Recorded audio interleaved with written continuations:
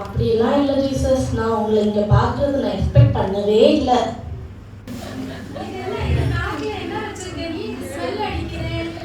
அதுதான் ஜீசஸ், இது நான் கொஞ்சம் கொஞ்சம் கொஞ்சமாக சேர்த்த குப்பை.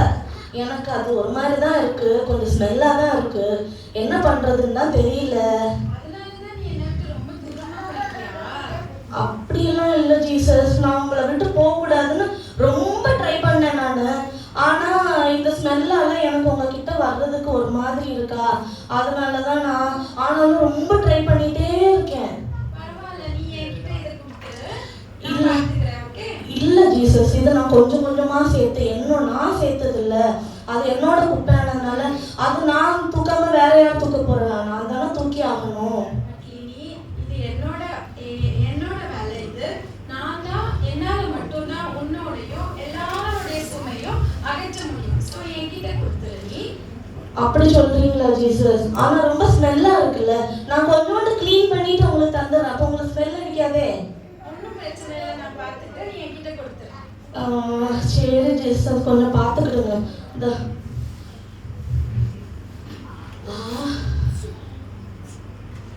ஏதோ ஃப்ரீ ஆனது மாதிரி இருக்கே, ரொம்ப பீஸ்ஃபுல்லா இருக்கு. என்னால இப்போ நல்ல டான்ஸ் ஆட முடியும். இப்போ எப்படி ஃபீல் பண்ற நீ? எனக்கு ரொம்ப பீஸ்ஃபுல்லா இருக்கு ஜீசஸ். நான் என்ன பண்றதுன்னு எனக்கு தெரியாம இருந்துச்சு, இப்பதான் எனக்கு ரொம்ப ஃப்ரீயா இருக்கு தெரியுமா. ரொம்ப தேங்க்ஸ் ஜீசஸ். இப்போ உன் பாரத்தை எனக்கு விட்டனால தான் உனக்கு ரொம்ப ஃப்ரீயா ஃபீல் பண்ற.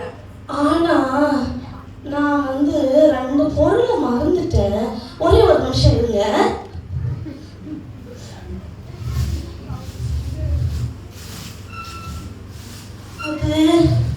இது இல்லாம என்னால இருக்கவே முடியாது. பாருங்களேன். என்ன பண்ற நீ?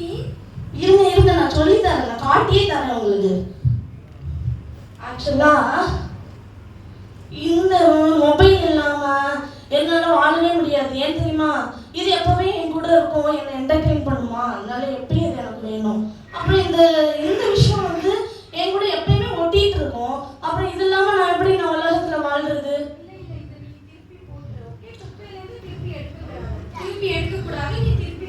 இல்ல ஜீசஸ், இது எனக்கு ரொம்ப தேவையான விஷயம். ஏன்னா இது என் கூடவே இருக்கிற விஷயமாச்சே.